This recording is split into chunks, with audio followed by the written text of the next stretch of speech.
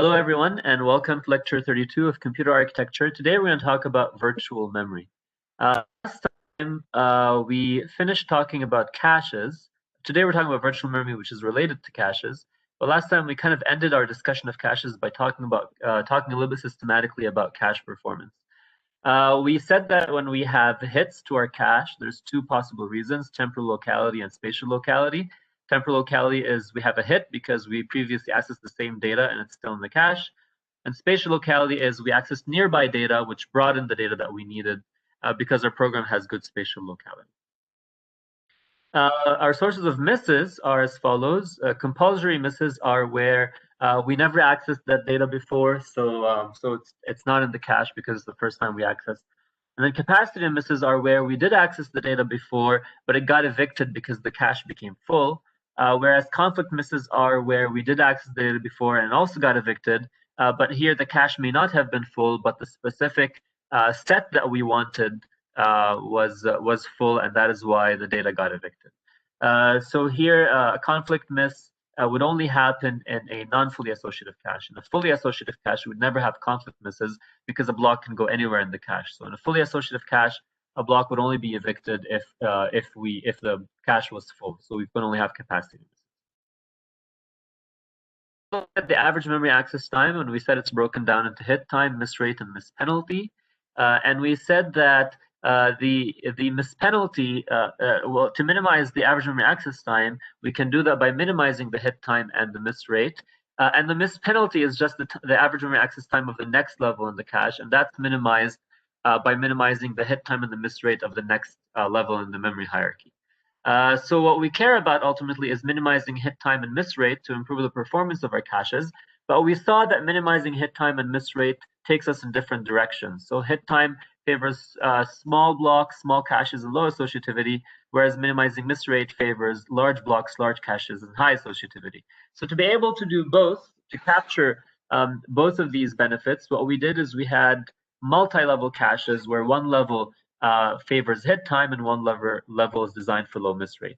So we have an L1 cache that's designed for low hit time, and the reason is that the L1 cache is the part of the memory that we access in our pipeline during the instruction fetch and the memory stages. So we want those to have as low hit time, as low latency as possible, so that our cycle is as short as possible.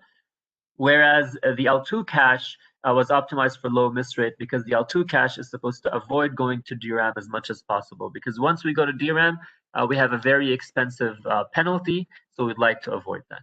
And we said that in some high-end systems, they might also have an L3 cache, but in many systems, they just have an L1 and L2 cache, and then from the L2 cache, we go to memory.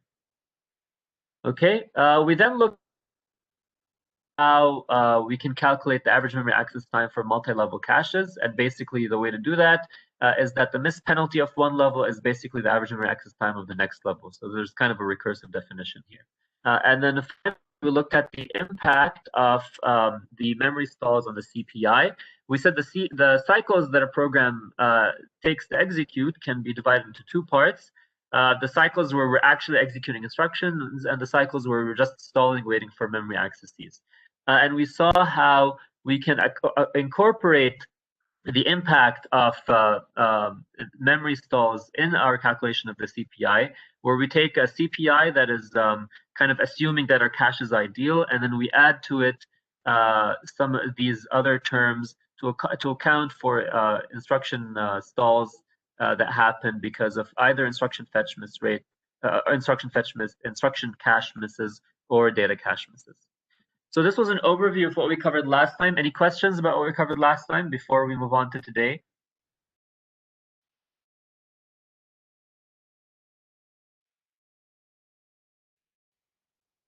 Low associativity means that we have fewer ways in the set. Okay. High associativity means we have more ways in the set. Okay. So when we have low associativity, we have a smaller multiplexer selecting between different ways, and that's why it gives us lower latency. When we have high associativity, we're going to have fewer conflict misses, and that's why it gives us lower miss rate. Right, the fully associative is the highest associativity. So fully associative is where basically all the blocks can be thought of as just one set.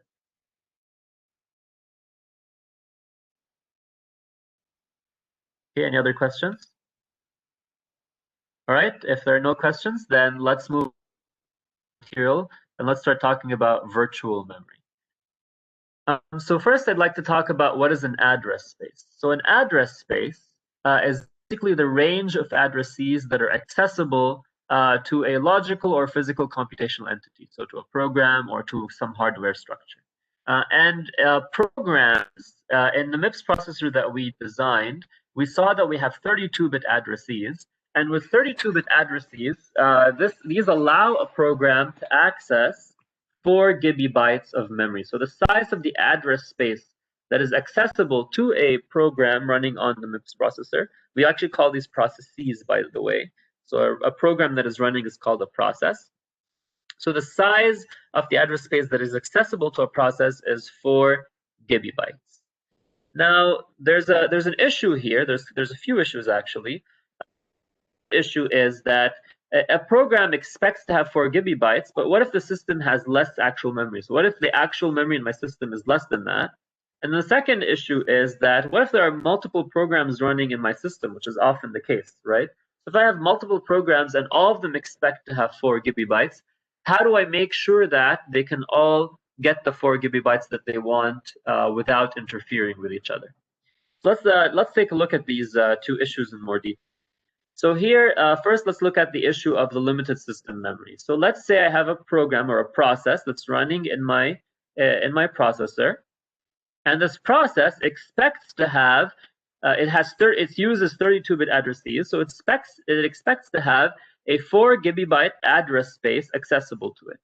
So it expects that it can use it can access any data in the range from 00, all zeros to all ones. Okay, here 8 Fs in hexadecimal is 32 ones in binary. However, it could be the case that my actual system only has 1 GB of memory. So one issue is, how can I give P1 the illusion that it has 4 GB when I only have 1 GB of memory in my system? In particular, I could have, for example, this page at this address over here, 7FFFF000. Now this page is outside the range of my actual memory in the system. The largest address in my system is this address over here, which is smaller than the address that I want. Okay, so this is the first issue. If I have an address that's outside the range of memory in my system, how can I give the process the illusion that it has 4 GB accessible to it, even though memory only has 1 GB? That's the first issue. The second issue is that when I have multiple programs running, so I could have a process P1 that's running that it's expecting 4 GB, and I could have another process P2 that's also running and also expecting to have 4 GB. And it might be the case that both of these processes put their data at the same location, right? So P1 and P2 both put some data in the same location, and they expect that the system will honor their request of putting their data in this location. But now that these are both using the same address to reference different data, I can't use the same address in the actual memory and put two data for different processes in the same place. Each one expects to have different data in this location. Okay, so both programs place data in the same memory address, and I need to give these two programs the illusion that they are putting this data in the same memory address without letting them interfere with each other. So P1 should not be able to access P2's data, and P2 should not be able to access P1's data. Okay, so the question, how do I do this? And the answer to that is using virtual memory. So virtual memory is a technique that allows me to do both of these things at the same time. It allows me to give a program the illusion that it has more memory than the actual memory in the system. And it also allows me to give different programs the illusion that they have a complete address space accessible to them without allowing them to interfere with each other. Now, how does virtual memory work? Well, first, each program like I said, has a private logical memory that's holding its code and data, and we're going to refer to this as the program's virtual address space. However, in my system, I'm going to have one physical memory, and these different programs are all going to store their data in the same physical memory. And this physical memory is referred to as the system's physical address space. And because I have these virtual address spaces for programs and many virtual address spaces in the program for each program that's running, and one physical address space in the system, I'm going to need some kind of address translation to translate virtual addresses to physical addresses. Okay, so let's see what that looks like. So here, these 4 GB that each program or process expects to have at its disposal, these are virtual address spaces. So P1 has a virtual address space of 4 GB from all zeros to all ones. P2 also has a virtual address space of 4 GB from all zeros to all ones. However, the system only has one physical address space that's 1 GB large, and I need to place the data of all these processes in the same physical address space. And to do that, what I'll do is this blue block of data for P1, I'm just going to put it somewhere in my physical address. It doesn't have to be the same address as the virtual address. And I'm going to need a way to translate, to tell P1 that, hey, the data that you put at your virtual address of 005FF000, this is actually in address 007CF000 in the physical memory.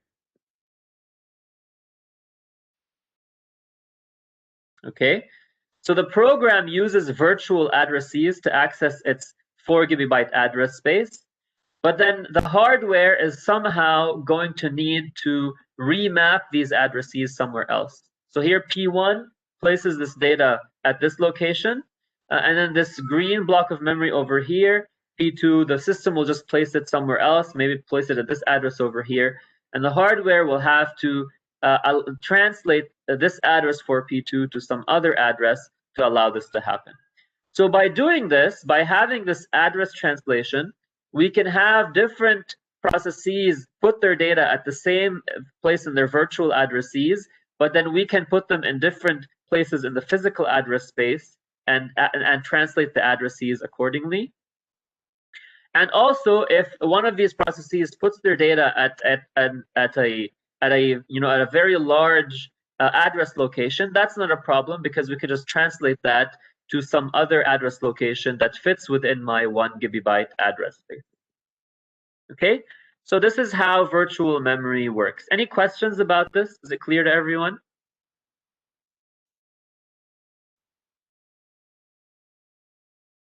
Professor, so when in some apps, sometimes on the mobile phone, when the memory is full, it tells you like you can clear cache to recover space. So when you clear cache, you clear in the virtual address spaces or the physical address spaces? No. So in your mobile phones, when it tells you to clear cache, this does not refer to the hardware cache. This refers to some kind of caching that a specific application is doing. So that's completely unrelated. Okay, over there, that's kind of it's using the same word, but it refers to when a program maintains stores some values that it computed previously so it can access them again. But that's kind of a software cache. It has nothing to do with the caches that we're talking about here. Okay. Yeah, but over there, the programs are storing data and they're storing them in, the physical memory of the processor. So if you want to clean up the physical memory, you get rid of that data that the programs are storing. Okay. All right, so back to the discussion of virtual memory. So what we need to accomplish this is we need a way to translate virtual addresses to physical addresses. And let's see what we need to do this. All right, so address translation. A block of memory is called a page. So we have a special name for these blocks of memory. We call them pages.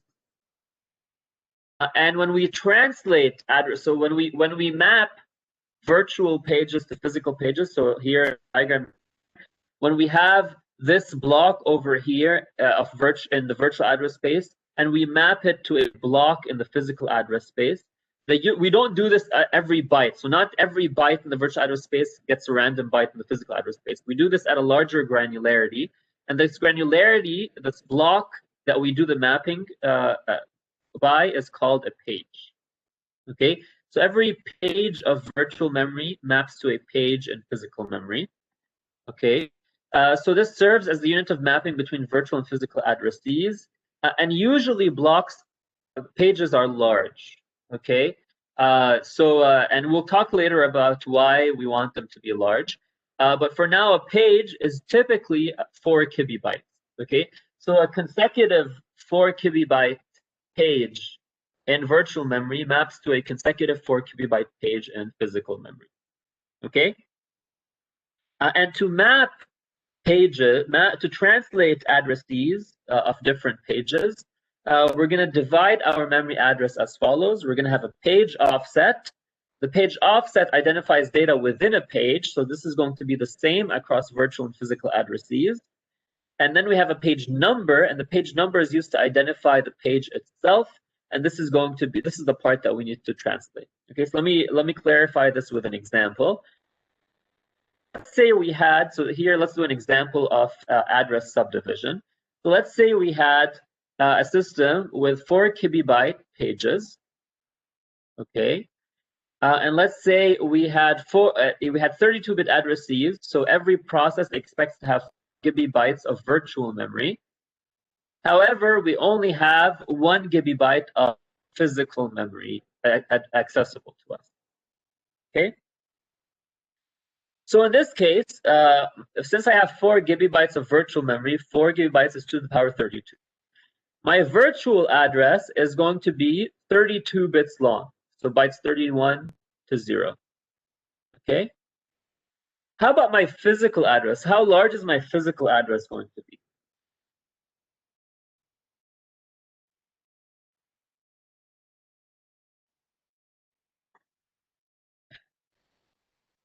If I have 1 gigabyte of physical memory, okay, how many bits do I need to address that? Correct. So my physical address is going to be 30 bits, from 29 to 0. And the question is, how do I translate a 32-bit virtual address to a 30-bit physical address? This is what I need to do. Well, the first observation is that since I am mapping virtual addresses to physical addresses at the page granularity, so since every page in virtual memory maps to a page in physical memory, then the lowest 32 bits, these differentiate bytes within the same page. Okay, so we call these the page offset, and these are going to be the same for both the virtual address and the physical address. Okay, so the lower 32 bits differentiate bytes within the same page. So these will be the same for across the virtual address and the physical address. So we don't need any translation over here. Okay. On the other hand, the remaining bits, and notice how they are different in size because the virtual address has a different size from the physical address. So the remaining 20 bits in my virtual address, or the remaining 18 bits in my physical address, in this example, these are going to be different, and we're going to call these the virtual page number and the physical page number. So these are the bits that differentiate different pages, and these are the bits that need to be translated. Okay, so my hardware or my software need to provide a way for me to translate a virtual page number to a physical page number. And we're not going to talk about how we do this translation today. We're going to have a whole lecture next time on this translation. But for now, what I'd like you to know is that we have virtual addresses We need to translate them to physical addresses, and we do that by dividing them into a page offset and a page number. Page offset is the same, and the page number is what needs to be translated. Okay? Is everything clear? Any questions about this? Professor, I have a question. There's something I can't understand. If we have a much bigger virtual address, how can we store the same amount of let's say data in the virtual memory and in the physical memory? Okay, so that's a very good question, and that actually transitions me into the next thing I'm going to talk about. So you're exactly right. Okay, I have virtual address spaces. Okay, different programs have different virtual address spaces, and P1 expects 4 gigabytes, P2 expects 4 gigabytes, but I only have 1 gigabyte that they all need to share. So it could be the case that I have a page, and this page is not in memory. I wasn't accessing it before, so I didn't put it in memory, and my memory is full. And now I come and I access this page, and it's not in memory. How am I going to access it? Well, the answer is that this page is going to be on disk. Okay, so memory is faster than disk, but disk is much larger than memory. So all the pages that don't fit in my memory, these pages are going to be on disk. And then when I come to access this page, if I don't find it in memory, I'm going to go and get it from disk. Okay. Now if I access this page and I don't find it in memory, this is a miss, right? And then we have to go and get it from disk. There's a special name that we give for this miss, and this is we call it a page fault. Okay, because we tried to find a page in physical memory, we didn't find it, so we have a page fault, and because of the page fault, we have to go and get the page from disk.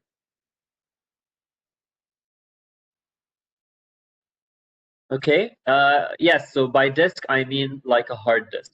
Okay, so it can be a magnetic disk, it can be a solid state drive like SSD, it can be different technologies, but yes, the disk is like a hard disk. How do we know that it doesn't fit in memory? Well, we'll talk about later on about how we know if a page fits in memory or not. Okay, so when we do the address translation, the translation is either going to tell us, hey, this page is in memory and it's at this location, or it will tell us, hey, this page is not in memory, it's on disk, go get it from disk. Okay, so the address translation will tell us, and we'll talk about that next time. Okay. But we have some way of knowing that this page is not in memory currently, and when we access it, we need to get it from disk and put it in memory. Okay.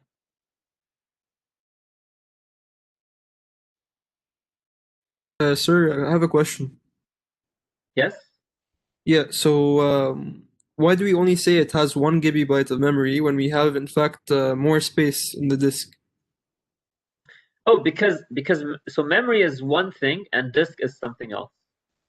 Okay. Oh, We have our main memory. This is our DRAM.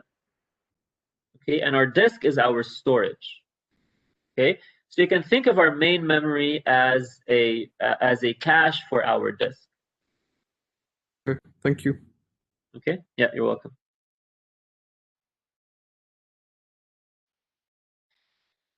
So someone's asking, what is a page? Like I said before, the page is the unit of translation between the virtual address space and the physical address space.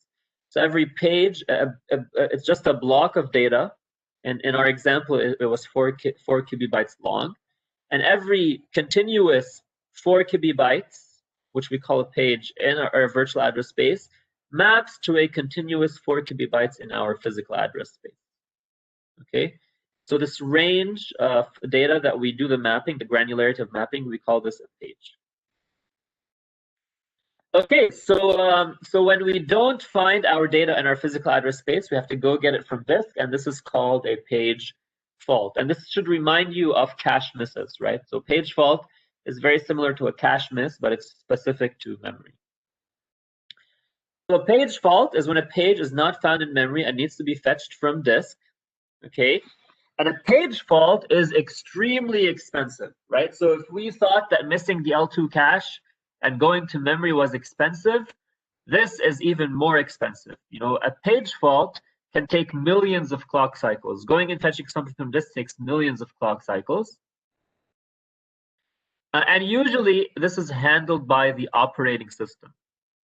Okay, so we don't have, of course, the hardware has to play a role in transitioning control to the operating system, but the operating system is what handles the page fault. So if the hardware detects that we have a page fault, it transfers control to the operating system, and the operating system is going to be responsible for going, fetching the data from disk, allocating space for it in memory, putting it in memory, and then returning control to the program so that it continues executing.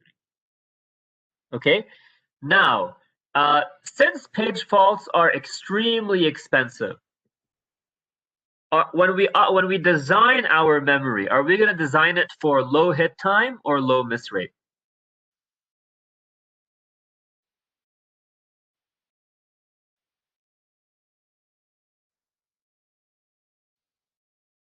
Right, exactly, low miss rate. So when we design, we want to avoid going to disk as much as possible, even more so than when we were designing the L2 cache to avoid going to DRAM.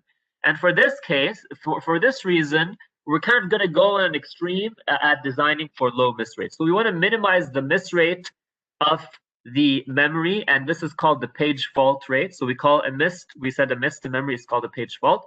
So we want to minimize the miss rate of memory, or the page fault rate. And to do that, what did we do before to minimize the what did we do before to minimize miss rate?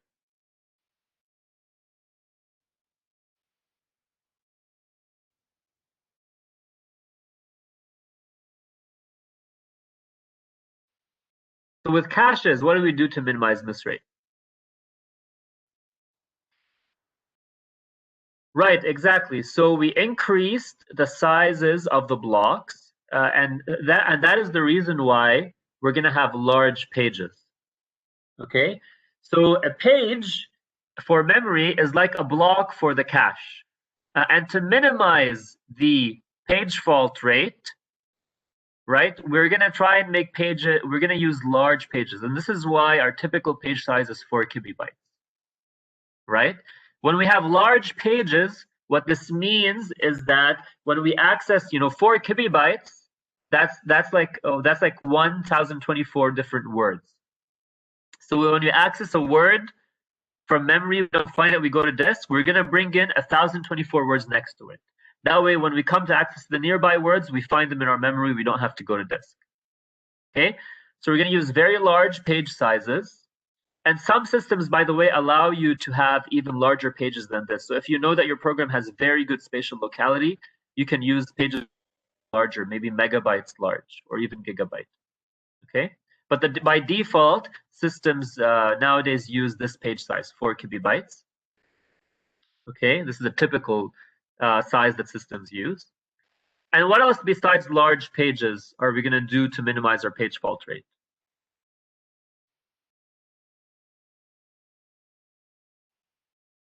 What did we do before to minimize the miss rate in caches?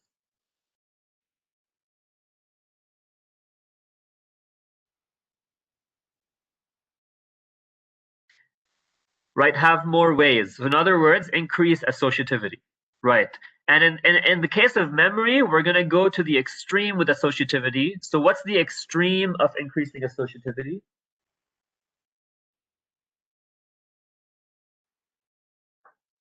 Right, exactly. Fully associative. So memory is going to be fully associative. And what that means is that any page can go anywhere we want in the physical memory. So the physical memory is going to have large pages. It's also going to be fully associative. Now, what does that mean for if we have fully associative memory? So if I have a 4 gigabyte physical memory, for example, and I have 4 kilobyte pages, that means I can have 1,024 pages in my memory. Okay, what does that mean for replacement policies? Okay, it means I need to have a very advanced replacement policy, because every time I evict a page, I have 1,024. I need to evict a page. I have 1,024 different pages to select from, for example. Okay, so since I have so many pages to select from, I need a very intelligent replacement policy. And for that, we're going to use smart replacement algorithms, but we're not going to do those in hardware because it's very expensive to implement smart replacement algorithms in hardware. Instead, we're going to run these smart replacement algorithms in software. Okay, and this is why we handle page faults by the operating system. So whenever we have a page fault, the operating system takes control. It's going to run smart replacement algorithms in software, and it's going to decide what page to evict, and it's going to evict that page and then bring in the new page from disk. Okay, and although it is expensive to run these smart algorithms in software, it is worth doing so because the penalty of a page fault is so high. So it's worth spending a few thousand cycles running a smart replacement algorithm to avoid making the wrong decision and have to pay millions of cycles to bring back an evicted page. Okay? So this is why page faults are handled by the operating system and are done in software. Of course, there are other reasons, because the operating system needs to go and update the data structures that we use when we want to do the address translation, but we will talk about those next time, so you don't have to worry about those for today. Okay, any questions?